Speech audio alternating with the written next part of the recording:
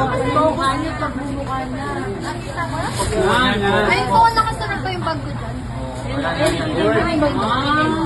Gutong bag kayo. Ayun. Ayan o. Ayun na. Kamay niya. Nabuksan na. Ayun na po. Eh, no, sabi ko na eh. Parang gusto.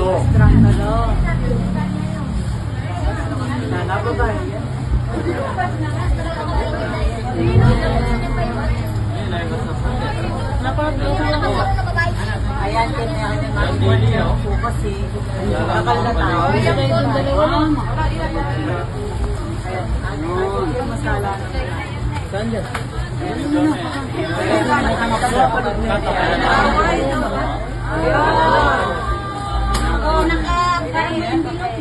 Ayun po yung hawak niya yung wallet ko.